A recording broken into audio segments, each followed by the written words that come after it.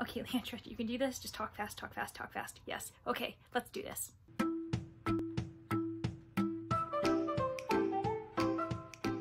Hey everyone, welcome back to Leandra the TBR 0. I will be showcasing the books I've selected for my July TBR. I've also challenged myself in telling you about these books in 10 minutes or less. So without further ado, let's just get into it. The first two books that I'll be showcasing are for Jane Austen in July. I was inspired by Spinster's Library, who's one of the hosts, as well as Spread Book Joy, who's just a big Jane Austen fan and a big fan of this month-long reading challenge. So one of the prompts among many that I will be doing is to read a Jane Austen book. I own one that I haven't read, and that is Emma.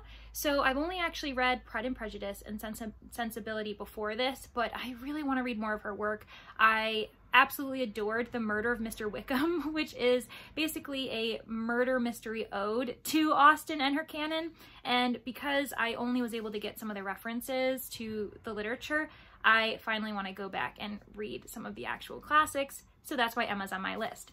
The second book that I happen to already own, so I'm doing it, is Pride and Premeditation. This fits the challenge's prompt for reimaginings or retellings. Again, it's another Jane Austen retelling that includes a different genre, and that genre is murder mysteries.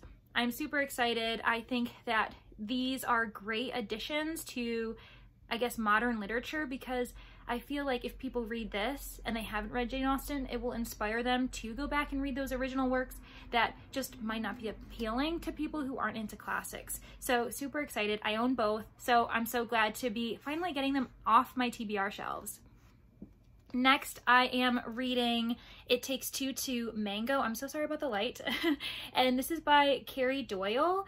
This is the first in the Trouble in Paradise series. It's set in on a Caribbean island. I'm so excited about that.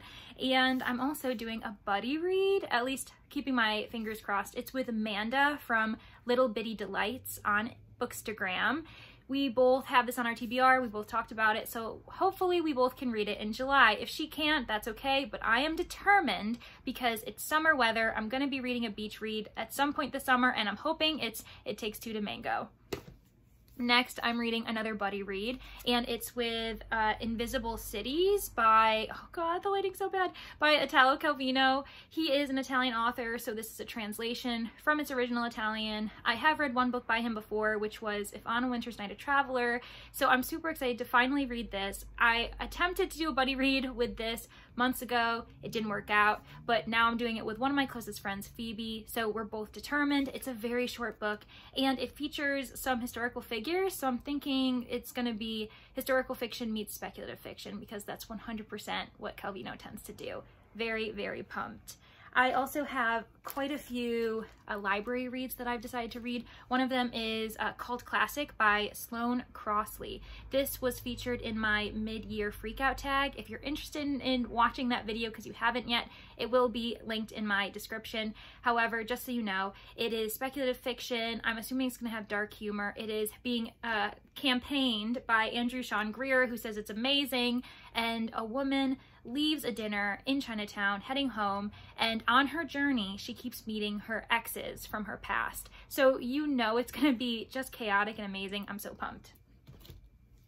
Another book that I got from my local library is actually What Lives in the Woods. It's by Lindsay Curry. This is actually a middle grade thriller. I see that R.L. Stine has supported it on the cover.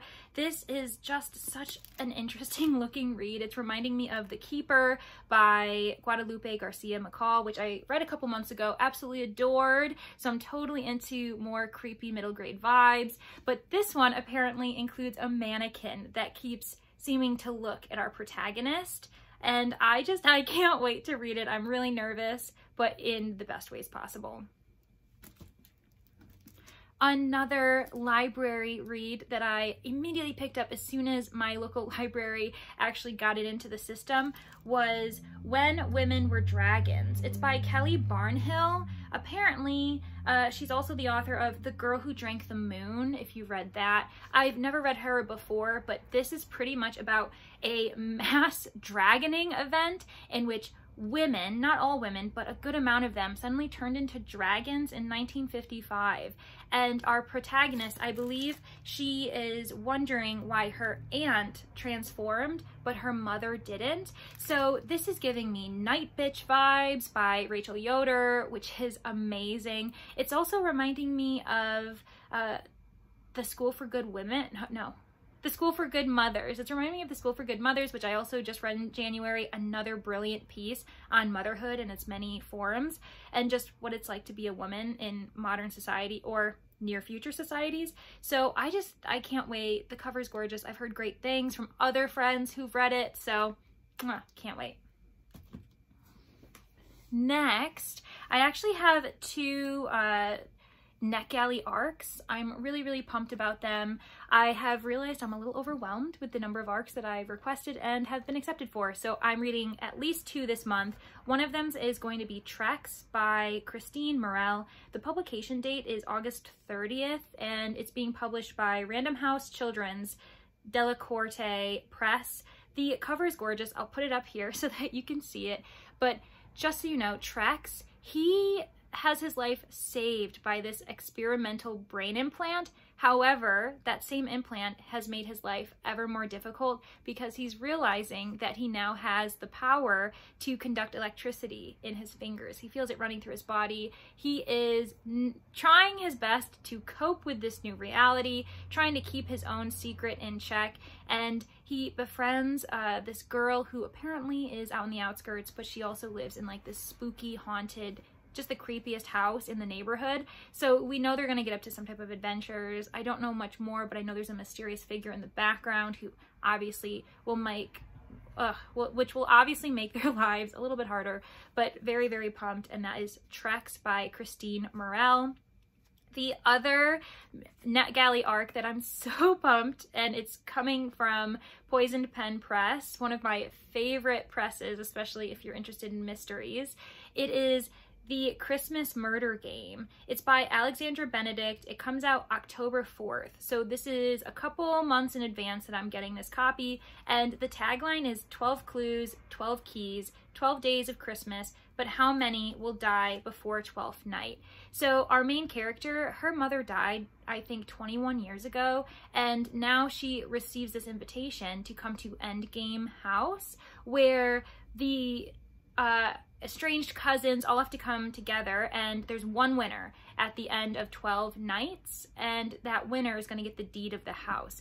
So our main character, I wish I could remember her name, but she's just not interested. She hasn't been close to the family ever since her mother died. However, she gets this letter from her aunt saying, you need to come, you need to try to win, because these keys will not only get you the deed to the house, but they will point out who murdered your mother. So this is insane. I am totally into these like domestic thrillers, but it's also just like a cozy, snowbound, no phone service, the phone lines are down kind of environment. So it's just, I cannot wait. I'm so excited. I'm really actually pumped I'm reading it in July, because I just remembered that it's Christmas in July, isn't it? That's the theme, because it's 6 months until Christmas. So people are reading Christmassy things in summer. That's a thing. Tell me it's a thing. I've been so hungry for kind of like a closed mansion mystery. And I think this is exactly what it's going to be, plus wintry vibes. So those are the books that I'm intending to read for July. I'm so excited that I actually swam through that list so fast so that I have time to spare. So I guess in the last 30 seconds, I'll do my outro. So thank you everyone for spending time with me today. If you got to the end of the video and you enjoyed yourself, remember to hit that like button and also consider subscribing and ringing the little bell. So then you'll be one of the first people notified the next time I have another video like this up.